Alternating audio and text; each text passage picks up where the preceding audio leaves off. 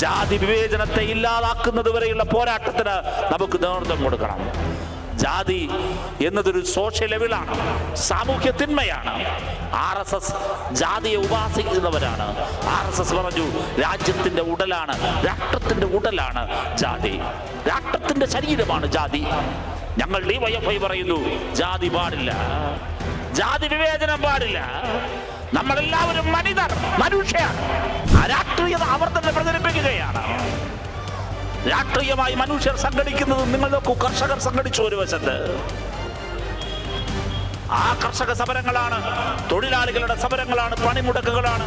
രാജ്യത്തെ വിദ്യാർത്ഥികൾ കലാലയങ്ങളിൽ നടത്തിയ സമരങ്ങളും പ്രക്ഷോഭങ്ങളുമാണ് ഈ നരേന്ദ്രമോദി സർക്കാരിനെതിരെ ജനങ്ങളെ ചിന്തിപ്പിക്കാൻ പ്രേരിപ്പിക്കുന്നത്. ആ സമരങ്ങളെ ഇല്ലാതാക്കുന്നു. വളർന്നു വരുന്ന യുവത്വത്തിന്റെയും വിദ്യാർത്ഥികളുടെയും മുൻപിലേക്ക് മയക്കുമരുന്ന് ഒഴുക്കിക്കൊടുക്കുന്നു. ഈ രാജ്യത്തിന്റെ അതിർത്തികൾക്ക് പുറത്ത് എന്തുകൊണ്ട് മയക്കുമരുന്ന് വ്യാപകമാകുന്നു? രക്ഷകർത്താക്കൾ ചിന്തിച്ചിട്ടുണ്ടോ?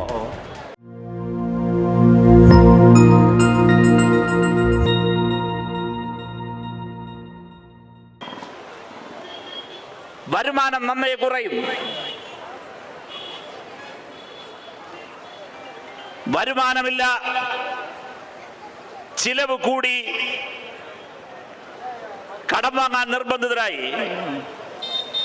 അപ്പോഴാണ് EMIയും സിവിൽ സ്കോറും എല്ലാം വന്നത്. എങ്ങനെ ജീവിക്കുമെന്നറിയാതെ ഇന്ത്യൻ യുവനം നിങ്ങൾ നോക്കൂ. ഓരോ ദിവസവും രാജ്യത്ത് തൊഴിലില്ലായ്മ പെരുകുന്നു, സ്ഥിരം ജോലികൾ ഇല്ലാതാകുന്നു. നമ്മുടെ പൊതുമേഖലാ സ്ഥാപനങ്ങളെ സ്വകാര്യവൽക്കരിക്കുന്നു. ഇത് ഈ നയത്തിന്റെ ഭാഗമാണ്.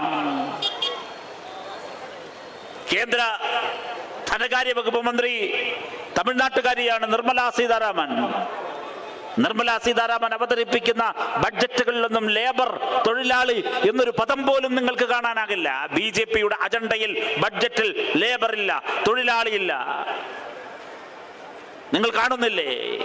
ഈ ഹൊസൂരിൽ, ചെന്നൈയിൽ, മധുരയിൽ, പളനിയിൽ, നമ്മുടെ ഇവിടത്തെ പ്രധാനപ്പെട്ട നഗരങ്ങളിലെല്ലാം ബൈക്കെടുത്ത് പായുന്ന ചെറുപ്പത്തെ കാണുന്നില്ലേ? സ്വിഗ്ഗി, സൊമാറ്റോ, ഊബർ, അവരെയാണ് ഗിഗ് വർക്കേഴ്സ് എന്ന് പറയുന്നത്. ഗിഗ് എക്കോണമി, പുതിയൊരു എക്കോണമി വരികയാണ്, ഗിഗ് എക്കോണമി.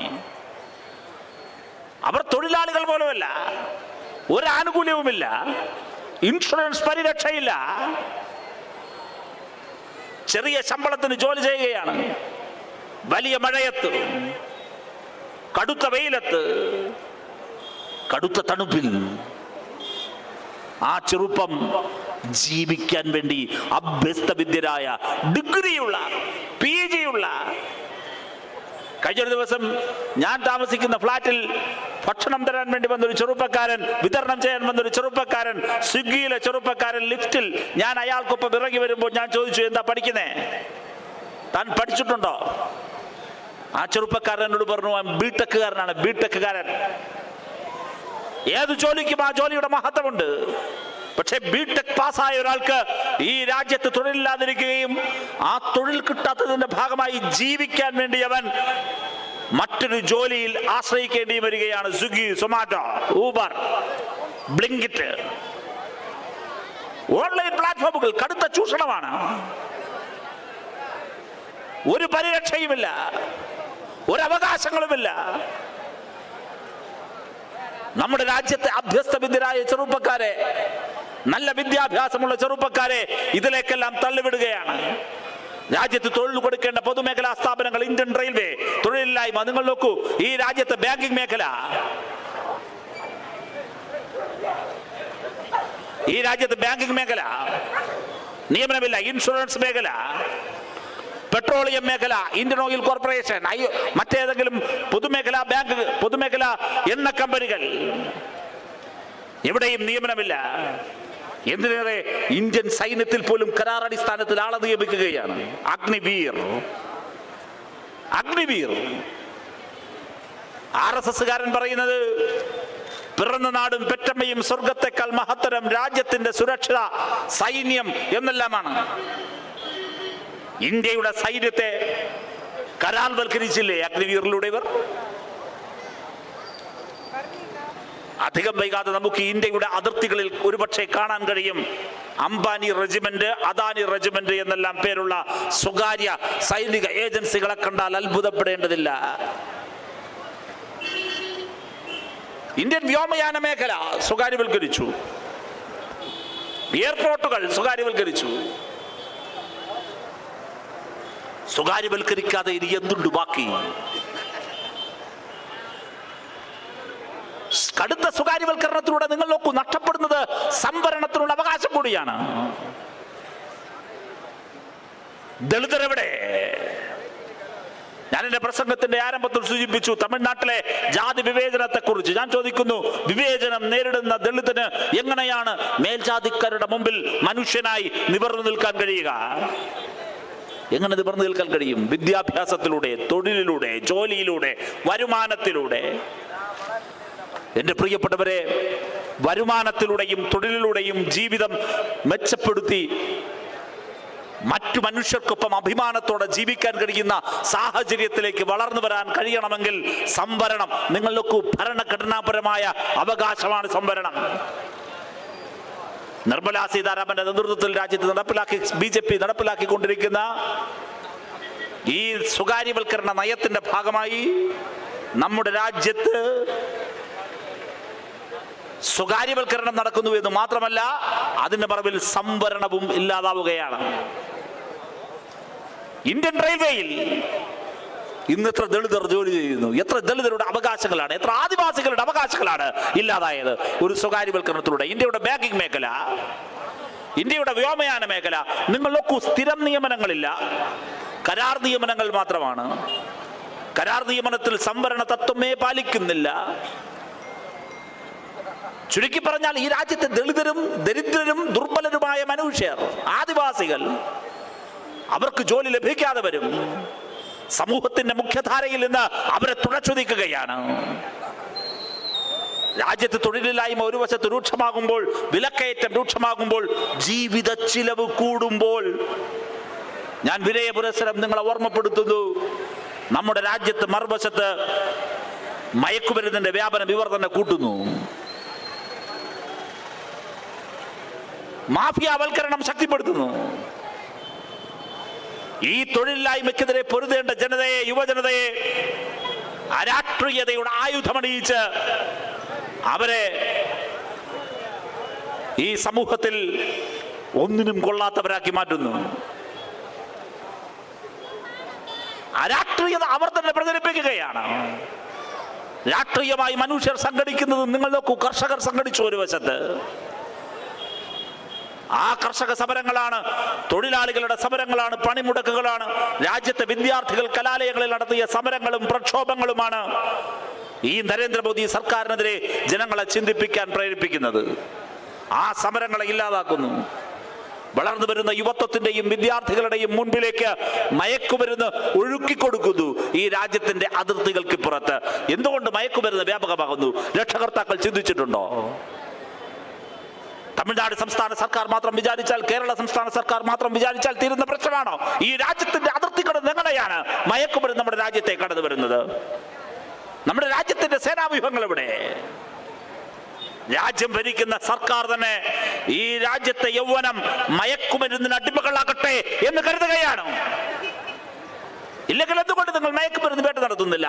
ഈ രാജ്യത്തിനകത്തോ രാജ്യത്തിന് പുറത്തോ അപകടം പിടിപ്പിക്കുന്ന രാസലഹരികൾ ഉപയോഗിക്കുകയും ഉൽപ്പാദിപ്പിക്കുകയും ചെയ്യുന്ന സ്ഥലങ്ങളിലേക്ക് എന്തുകൊണ്ടാണ് രാജ്യത്തിന്റെ നർക്കോട്ടിക് ഏജൻസികൾ എവിടെ നർക്കോട്ടിക് ഏജൻസി? നരേന്ദ്രമോദി അധികാരത്തിലേറി 2014 മുതൽ 2024 വരെ എത്തി നിൽക്കുമ്പോൾ ഇക്കഴിഞ്ഞ 10 വർഷത്തിനിടയിൽ ഈ രാജ്യത്തെവിടെയെങ്കിലും നർക്കോട്ടിക് ഏജൻസി ചെന്ന് മയക്കുമരുന്നിന്റെ ഉറവിടം കണ്ടെത്താനുള്ള ഒരു പ്രവർത്തനം നടത്തിയിട്ടുണ്ടോ? ഈ നാട്ടിലെ ജനങ്ങൾ ചോദിക്കണം. നരേന്ദ്രമോദി ഗവൺമെന്റ് തന്നെ കരുതുകയാണ് അവർക്കെതിരായ മഹാസമരങ്ങൾ, അവർക്കെതിരായി ചിന്തിക്കാതിരിക്കാൻ സാധാരണക്കാരായ ചെറുപ്പത്തെ മാഫിയാവൽക്കരിക്കാൻ അവർ തന്നെ നേതൃത്വം കൊടുക്കുകയാണ്. ഒരു വശത്ത് തൊഴിലില്ലായ്മ, മറുവശത്ത് മാഫിയാവൽക്കരണം. അതേപോലെ തന്നെ ഈ ഗവൺമെന്റ് നിങ്ങൾ നോക്കൂ, വർഗീയതയുടെ ഗവൺമെന്റാണ്. രാമജന്മഭൂമി ബാബറി മസ്ജിദ് പ്രശ്നമില്ലായിരുന്നുവെങ്കിൽ നരേന്ദ്രമോദി ഗവൺമെന്റ് ഉണ്ടാകുമായിരുന്നോ? ഈ രാജ്യത്ത് BJP അധികാരത്തിൽ വരുമായിരുന്നോ? വർഗീയതയിൽ ജനിക്കുകയും വർഗീയതയിൽ ജീവിക്കുകയും വർഗീയതയാൽ വളരുകയും ചെയ്ത ഒരു ഗവൺമെന്റിന്റെ പേരാണ് നരേന്ദ്രമോദി ഗവൺമെന്റ്. ഒരു ഗവൺമെന്റിന്റെ പേരാണ് BJP ഗവൺമെന്റ്. ഒരു പാർട്ടിയുടെ പേരാണ് ഭാരതീയ ജനതാ പാർട്ടി. RSS ജന്മമെടുത്തിട്ട് 100 വർഷം പൂർത്തിയാകുന്നു. ഈ 100 വർഷത്തിനിടയിൽ ഈ രാജ്യത്തിന്റെ വികസനത്തിന്, രാജ്യത്തിന്റെ പുരോഗതിക്ക്, രാജ്യത്തിന്റെ നന്മയ്ക്ക് RSS ചെയ്ത ഒരു പ്രവൃത്തി നിങ്ങൾക്കാർക്കെങ്കിലും ചൂണ്ടിക്കാട്ടിത്തരാൻ കഴിയുമോ? 1925 100 ആണ്ടുകൾക്ക് മുമ്പ് RSS ജന്മമെടുക്കുന്നത്. 1925 ഇന്ത്യയുടെ സ്വാതന്ത്ര്യ സമരം കത്തിജ്വലിച്ചു നിൽക്കുന്ന കാലം. 1925 1947 ഇടയിൽ ഇന്ത്യയുടെ സ്വാതന്ത്ര്യ സമര പ്രക്ഷോഭത്തിന്റെ ചരിത്രത്തിൽ എവിടെയെങ്കിലും ഒരിടത്ത് RSSന്റെ പേര് നിങ്ങൾക്ക് കാണാൻ കഴിയുമോ? RSSകാർ പങ്കെടുത്ത ഏതെങ്കിലും ഒരു സ്വാതന്ത്ര്യ സമര പ്രക്ഷോഭത്തെ കുറിച്ച് പറയാൻ കഴിയുമോ? പിഞ്ചു കുഞ്ഞുങ്ങൾ മുതൽ ആദിവാസി ജനവിഭാഗങ്ങൾ വരെ തെരുവിലേക്ക് ഒഴുകിയെത്തിയ ഇന്ത്യയുടെ സ്വാതന്ത്ര്യ സമര പ്രക്ഷോഭത്തിൽ RSS എവിടെയായിരുന്നു? RSS മാപ്പെഴുതി കൊടുത്ത ചരിത്രം, ബ്രിട്ടീഷുകാരന്റെ ഷൂലക്കിയ ചരിത്രമുള്ള കീഴടങ്ങിയ ചരിത്രമുള്ള സംഘടനയാണ് RSS. ആൻഡമാൻ നിക്കോബാർ ദ്വീപിലെ ജയിലിൽ നിന്നും പുറത്തേക്കിറങ്ങുന്നതിന് വേണ്ടി സവർക്കർ എഴുതിയ കത്തുണ്ട്. ബ്രിട്ടീഷുകാരെ അപ്പാന്ന് വിളിക്കുകയാണ്, അച്ചാന്ന് വിളിക്കുകയാണ്. പിതൃതുല്യമായ വാത്സല്യത്തോടു കൂടി ഈ തലതിരിഞ്ഞ മകന്, ഈ വഴിവിട്ട മകന് മാപ്പു തരണമേ എന്ന് അഭ്യർത്ഥിക്കുകയാണ്. കത്തിൽ മാപ്പെഴുതി കൊടുത്ത് ജയിലിൽ നിന്നും പുറത്തിറങ്ങിയ ചരിതമുള്ള സംഘടനയുടെ പേരാണ് RSSും സവർക്കറും.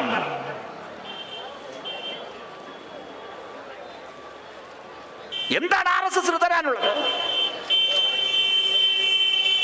സ്വതന്ത്ര ഇന്ത്യയുടെ ചരിത്രത്തിൽ ഇതുവരെ എവിടെയെല്ലാം കലാപങ്ങളുണ്ടോ, എവിടെയെല്ലാം ന്യൂനപക്ഷ വേട്ടയുണ്ടോ,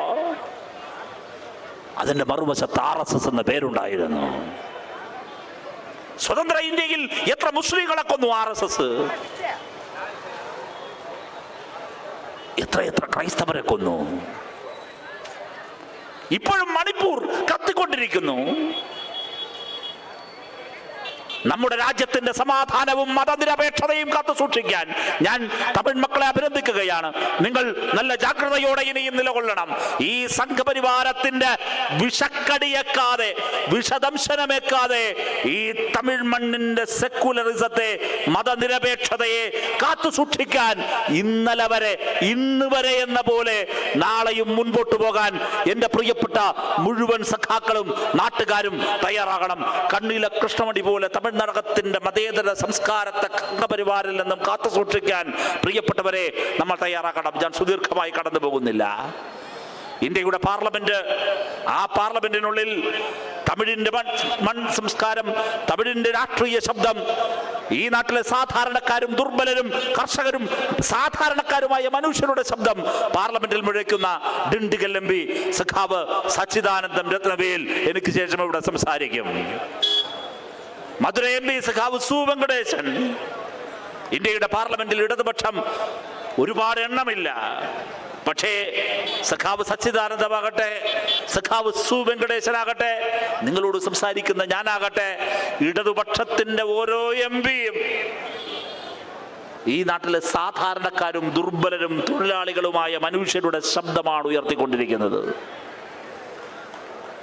നിങ്ങൾക്കൊരു ബദൽ ചൂണ്ടിക്കാണിക്കാനുണ്ട്. ദാരിദ്ര്യം മാറ്റാൻ കഴിയുമോ? വീടില്ലാത്ത മുഴുവൻ പേർക്കും വീട് വെച്ചു കൊടുക്കാൻ കഴിയുമോ? തൊഴിലില്ലായ്മ പരിഹരിക്കാൻ കഴിയുമോ? കഴിയും. അതിനൊരു ബദലുണ്ട്. ആ ബദലാണ് ദേ ഈ കേരളത്തോട്, ഈ തമിഴ്നാടിനോട് അതിർത്തി പങ്കിടുന്ന ഞങ്ങളുടെ സ്വന്തം നാട്, ഇടതുപക്ഷത്തിന്റെ സ്വന്തം നാട്, സഖാവ് P കൃഷ്ണപിള്ളയുടെയും AKGയുടെയും സഖാവ് EMSന്റെയും VS അച്യുതാനന്ദന്റെയും നാട്, ഇന്ന് സഖാവ് പിണറായി വിജയൻ ഭരിക്കുന്ന കേരളമെന്ന ഈ രാജ്യത്തെ ഇടതുപക്ഷത്തിന്റെ ഏറ്റവും പ്രധാനപ്പെട്ട ശക്തി കേന്ദ്രം. ഞാനൊരു കാര്യം മാത്രം പറഞ്ഞ് അവസാനിപ്പിക്കുന്നു. വരാൻ പോകുന്ന നവംബർ 1 ഇന്ത്യയിൽ ആദ്യമായി ഒരു സംസ്ഥാനം കേരളം അതിദരിദ്രമില്ലാത്ത നാടായി പ്രഖ്യാപിക്കാൻ പോവുകയാണ്. എക്സ്ട്രീം പോവർട്ടി ഇറാഡിക്കേറ്റ് ചെയ്ത, അതിദാരിദ്ര്യം നിർമ്മാർജ്ജനം ചെയ്ത ഇന്ത്യയിലെ ആദ്യത്തെ സംസ്ഥാനമായി ഈ വരുന്ന നവംബർ 1 കേരളം, ഇടതുപക്ഷം ഭരിക്കുന്ന കേരളം ഇതാ മാറാൻ പോവുകയാണ്. ഇനി അതിദരിദ്രരില്ല ഞങ്ങളുടെ കേരളത്തിൽ. ഈ വരുന്ന ജനുവരി ആകുമ്പോൾ കേരളത്തിലെ പിണറായി വിജയൻ സർക്കാർ വെച്ചു നൽകിയ, കഴിഞ്ഞ 9 വർഷത്തിനകം വെച്ചു നൽകിയ വീടുകളുടെ എണ്ണം എത്രയെന്നറിയോ? 5 ലക്ഷം എടുക്കുകയാണ്. 5 ലക്ഷം മക്കൾക്ക് വീട് വെച്ചു കൊടുത്തു കേരളത്തിലെ ഇടതുപക്ഷ ജനാധിപത്യ മുന്നണി സർക്കാർ. വീടില്ലാത്ത മുഴുവൻ മനുഷ്യർക്കും വീട്. നിങ്ങൾ ലോൺ എടുക്കുമോ എന്ന് ഞാൻ ചോദിച്ചു. ലോൺ വാജ്പേയി ഇന്ത്യയുടെ പ്രധാനമന്ത്രിയായിരിക്കുമ്പോഴാണ് സർഫാസി ആക്ട് എന്നൊരു കിരാതമായ നിയമം, കരിനിയമം കൊണ്ടുവരുന്നത്. SARFAESI act. ഒരാളൊരു പാവം പോയി ലോൺ എടുത്താൽ ആ ബാങ്കിന് അയാളെ കുടിയിറക്കാം. 3 തവണ മുടക്കം വന്നാൽ മതി, കുടിയിറക്കാം. ഒരു വീടേ ഉള്ളെങ്കിലും ആ വീട്ടിൽ നിന്ന് നാട്ടിപ്പുറത്താക്കും, ജപ്തി. സർഫാസി നിയമം വാജ്പേയി BJP കൊണ്ടുവന്ന നിയമമാണ്. 4 ദിവസം മുമ്പ് ഞങ്ങളുടെ കേരളത്തിൽ കേരള നിയമസഭ ഒരു നിയമം പാസാക്കി. ആ നിയമത്തിലൂടെ ഒരു വീട് മാത്രമുള്ള ഒരു മനുഷ്യൻ, ഒരു വീട് മാത്രം സ്വന്തമായുള്ള ഒരാൾ, അയാൾ ജപ്തി നടപടിക്ക് വിധേയമാവുകയും ബാങ്കിൽ കുടിശ്ശിക വരികയും ബാങ്ക് ജപ്തിക്ക് വേണ്ടി വരികയും ചെയ്താൽ അയാൾ ഇറങ്ങിക്കൊടുക്കേണ്ടതില്ല. ആ വീട് സർക്കാർ സംരക്ഷിക്കും. അയാൾ അടയ്ക്കേണ്ട പണം സർക്കാർ കൊടുക്കും. അതാണ് കേരളത്തിൽ പിണറായി വിജയൻ സർക്കാർ പാസാക്കിയ പുതിയ നിയമം. ഇന്ത്യയിൽ വേറെ ഏതെങ്കിലും ഒരു സംസ്ഥാനത്തുണ്ടോ? ഏതെങ്കിലും ഒരു സംസ്ഥാനത്ത്? ഇതാണ് ഇടതുപക്ഷം. ലക്ഷക്കണക്കിന് ചെറുപ്പക്കാർക്ക് സ്ഥിരം ജോലി കൊടുത്തു കേരളത്തിൽ. അതാണ് കേരളത്തിലെ ഇടതുപക്ഷം. ആ കേരളത്തിലെ ഇടതുപക്ഷം രാജ്യത്തോട് പറയുന്നത് ഇതാ ഒരു ബദലുണ്ടെന്നതാണ്. ആ ബദലാണ് കേരളത്തിലെ ഇടതുപക്ഷ ജനാധിപത്യ മുന്നണി സർക്കാർ മുൻപോട്ട് വെക്കുന്ന ബദൽ. എന്റെ പ്രിയപ്പെട്ടവരെ, ആ ബദൽ നമുക്ക് ഈ നാടിനോട് വിളിച്ചു പറയാനാകണം. തമിഴകത്തിൽ നിങ്ങൾ നോക്കൂ, ജാതി വിമോചന പോരാട്ടങ്ങളുടെ ചരിത്രം പേറുന്ന മണ്ണാണിത്. ഇവിടെ നമുക്ക് ആ പോരാട്ടം ശക്തിപ്പെടുത്തേണ്ടതുണ്ട്. ജാതി വിവേചനത്തെ ഇല്ലാതാക്കുന്നത് വരെയുള്ള പോരാട്ടത്തിന് നമുക്ക് നേതൃത്വം കൊടുക്കണം. ജാതി എന്നതൊരു സോഷ്യൽ ലെവലാണ്, സാമൂഹ്യ തിന്മയാണ്. RSS ജാതിയെ ഉപാസിക്കുന്നവരാണ്. RSS പറഞ്ഞു രാജ്യത്തിന്റെ ഉടലാണ്, രാഷ്ട്രത്തിന്റെ ഉടലാണ് ജാതി, രാഷ്ട്രത്തിന്റെ ശരീരമാണ് ജാതി. ഞങ്ങൾ DYFI പറയുന്നു ജാതി പാടില്ല, ജാതി വിവേചനം പാടില്ല. നമ്മളെല്ലാവരും മനുഷ്യർ. പിന്നെന്തു ജാതി? ഒരു ജാതിയേ ഉള്ളൂ, അത് മനുഷ്യജാതി, മനിത ജാതി. അതാണ് DYFI മുന്നോട്ട് വെക്കുന്നത്. ഞങ്ങൾ ഈ വെള്ളക്കൊടിയും നക്ഷത്രവും ആലേഖനം ചെയ്ത DYFI ഇതാ ഈ തമിഴകത്തെ യൗവനത്തോട് പറയുന്നു, വരൂ, മനുഷ്യരാകൂ, ഞങ്ങളുടെ പതാകയുടെ കീഴിൽ അണിനിരക്കൂ. മനിതരായ മുഴുവൻ ചെറുപ്പവും വരൂ ഞങ്ങളോടൊപ്പം. എന്തിനും ആര് സൃഷ്ടിച്ചു ജാതി? ജാതിരഹിതമായ ഒരു സമൂഹത്തെ നമുക്ക് വാർത്ത കേൾക്കാൻ കഴിയണം. ജാതിയുടെ പേരിൽ ഒരു ദരിദ്ര മനുഷ്യനെയും ആക്രമിക്കാൻ പാടില്ല. ഞങ്ങൾ ജാതി നോക്കാതെ മനുഷ്യരെ ചേർത്ത് നിർത്തും. ഞാൻ എൻ്റെ പ്രസംഗം അവസാനിപ്പിക്കുന്നതിന് മുമ്പ് ഞങ്ങളുടെ ഹൃദയത്തിൽ തൊട്ടൊരനുഭവം പങ്കുവെച്ച് ഞാൻ അവസാനിപ്പിക്കാം. കരൂരിൽ ദുരന്തമുണ്ടായി.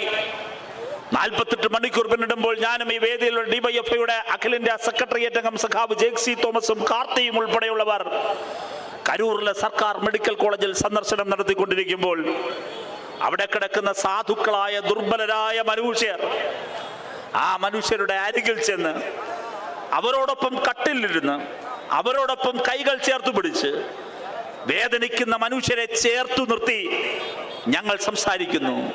CPIMന്റെ കരൂറിലെ ജില്ലാ സെക്രട്ടറി സഖാവ് ജ്യോതി ബസുവും ഞങ്ങളോടൊപ്പമുണ്ട്. എൻ്റെ സ്റ്റാഫ് എന്നോടൊപ്പം ഉണ്ട്, എൻ്റെ PA ഉൾപ്പെടെയുള്ളവർ കേരളത്തിൽ നിന്ന്. അതിലൊരു സ്ത്രീ, ഇതെല്ലാം കണ്ടു നിന്ന അവിടുത്തെ ഒരു സ്ത്രീ എൻ്റെ PA വിളിച്ചിട്ട് ചോദിച്ചു, നിങ്ങൾ ഏത് പാർട്ടി? നിങ്ങളേത് പാർട്ടി? അപ്പോൾ പറഞ്ഞു നമ്മൾ DYFI. കമ്മ്യൂണിസ്റ്റ് കക്ഷി നേതാവ് ജ്യോതി ബസുവിനെ ചൂണ്ടി പറഞ്ഞു. ഞാൻ MP എന്നെ ചൂണ്ടി, ജയിക്ക് എങ്ങനെ ചൂണ്ടിക്കാണിച്ചു പറഞ്ഞു കമ്മ്യൂണിസ്റ്റ് കക്ഷി. അവർ സംശയത്തോടെ ചോദിക്കാൻ കാര്യം എന്താണെന്നറിയോ? അവർ പറഞ്ഞു, വേറെ ആരെങ്കിലും വന്നാൽ ദൂരെ നിന്ന് സംസാരിച്ചു പോകുന്നതല്ലാതെ ഞങ്ങളുടെ അരികിലേക്ക് വരികയോ ഞങ്ങളെ ചേർത്ത് നിർത്തുകയോ ചെയ്യാറില്ല. ഞങ്ങളെ ചേർത്ത് നിർത്തുകയും ഞങ്ങളോട് അരികിൽ നിന്ന് സംസാരിക്കുകയും ചെയ്യുന്ന കക്ഷി ഏത് എന്ന് അന്വേഷിക്കാൻ വന്നതാണ് എന്ന് ചോദിച്ചു. ഞാൻ പറയുന്നു, പ്രിയപ്പെട്ടവരെ, ഞങ്ങൾക്ക് ജാതിയിൽ താണവരെന്നോ കൂടിയവരെന്നോ വ്യത്യാസമില്ല. DYFIക്ക് ഒരു പരിഗണനയേയുള്ളൂ. ആ പരിഗണന മനിതർ, മനുഷ്യർ. മനിതർ എന്നതിനേക്കാൾ നല്ലൊരു പദം വേറെയുണ്ടോ? മനുഷ്യൻ. എത്ര മനോഹരമായ പദം! മനിതർ എന്നതിനേക്കാൾ നല്ലൊരു വേറൊരു പദം വേറെന്തുണ്ട്? വേറെന്ത് പദമുണ്ട്?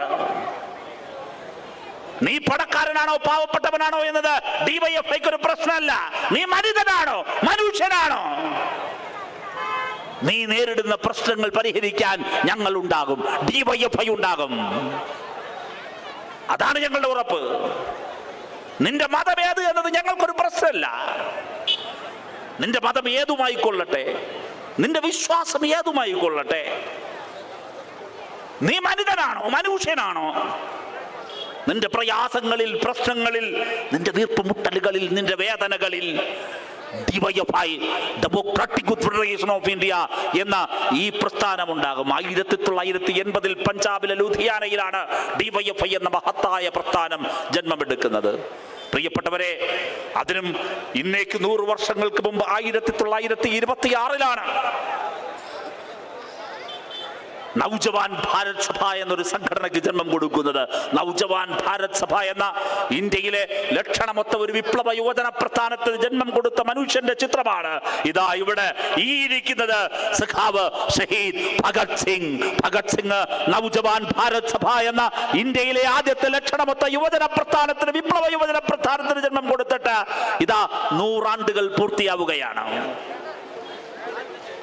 ആ ഭഗത് സിംഗ് കൊലക്കയറിന്റെ മുമ്പിൽ നിന്ന്, മരണത്തിന്റെ മുമ്പിൽ നിന്ന് മുട്ടി ചുരുട്ടി കൈകൾ ഉയർത്തി ഇൻകുലാബ് സിന്ദാബാദ് എന്ന് വിളിച്ചു മരിച്ചുപോയ മനുഷ്യരാണ്. ആ ഭഗത് സിംഗിന്റെ പാരമ്പര്യവും പൈതൃകവും ആവേശവും ഉൾക്കൊണ്ടുകൊണ്ടാണ് 1980 പഞ്ചാബിലെ ലുധിയാനയിൽ പോരാളികളുടെ മണ്ണിൽ ഇന്ത്യയുടെ സ്വാതന്ത്ര്യ സമര പോരാട്ടങ്ങളുടെ ചരിത്രത്തിലെ തീക്ഷ്ണമായ, ഊഷ്മളമായ, വിപ്ലവകരമായ ഒരുപാട് ഏടുകൾ എഴുതി ചേർത്ത പഞ്ചാബിന്റെ മണ്ണിൽ DYFI എന്ന യുവജന പ്രസ്ഥാനം ജന്മമെടുത്തത്. 1980 മുതൽ ഇന്ന് നിങ്ങളോട് ഞാൻ സംസാരിക്കുമ്പോൾ 2024 44 പതിറ്റാണ്ട്, 4.5 ദശാബ്ദക്കാലത്തെ ഞങ്ങളുടെ യാത്ര വർഗീയതക്കെതിരായ മഹാസമരമായിരുന്നു. എല്ലാ വിവേചനങ്ങൾക്കുമെതിരായ മഹാസമരമായിരുന്നു. ആ പോരാട്ടത്തിന്റെ വഴികളിൽ ഞങ്ങൾക്ക് ഒരുപാട് പേര് നഷ്ടപ്പെട്ടിട്ടുണ്ട്, ഒരുപാട് രക്തസാക്ഷികൾ ഉണ്ടായിട്ടുണ്ട്. ഞങ്ങൾ നടത്തിയ യാത്ര തൊഴിലിന് വേണ്ടിയുള്ള സമരമായിരുന്നു, എല്ലാവർക്കും വിദ്യാഭ്യാസത്തിന് വേണ്ടിയുള്ള സമരമായിരുന്നു. ഈ നാട്ടിൽ സമത്വ സുന്ദരമായ ഒരു നാടുണ്ടാകണമെന്ന ആഗ്രഹത്തോടെയുള്ള ഇന്ത്യൻ യൗവനത്തെ ചേർത്തു നിർത്താനുള്ള മനിതരായ മുഴുവൻ മനുഷ്യർ, മനിതരായ മുഴുവൻ പേരെയും ചേർത്ത് നിർത്താനുള്ള മഹാപോരാട്ടങ്ങൾക്ക് DYFI കഴിഞ്ഞ 4.5 പതിറ്റാണ്ടുകാലം നേതൃത്വം കൊടുത്തത്. എന്റെ പ്രിയപ്പെട്ടവരെ, ആ പോരാട്ടം കൂടുതൽ ശക്തമായി, കൂടുതൽ കരുത്തോടെ ഇനിയും നമ്മൾ മുന്നോട്ട് കൊണ്ടുപോകും. ആ പോരാട്ടത്തിന് തമിഴ്നാട്ടിന്റെ മണ്ണിൽ കൂടുതൽ കരുത്തു പകരാൻ കഴിയുന്ന ഒരു സമ്മേളനമായി നാളെ മുതൽ ആരംഭിക്കുന്ന പ്രതിനിധി സമ്മേളനം മാറും. ഇന്ന് ഈ മഹാസമ്മേളനത്തിൽ ഒരുമിച്ച് ചേർന്ന ഈ റാലിയിൽ അണിനിരുന്ന മുഴുവൻ പേരെയും DYFIയുടെ കേന്ദ്ര കമ്മിറ്റിക്ക് വേണ്ടി ഊഷ്മളമായ അഭിവാദ്യം ചെയ്തുകൊണ്ട് നിങ്ങളെ ഏവരെയും ഹൃദയത്തോടെ അഭിവാദ്യം ചെയ്ത് ഈ പൊതുസമ്മേളനം ഉദ്ഘാടനമായി പ്രഖ്യാപിച്ച് ഞാൻ എന്റെ വാക്കുകൾ അവസാനിപ്പിക്കുന്നു, നിർത്തുന്നു. അഭിവാദനങ്ങൾ.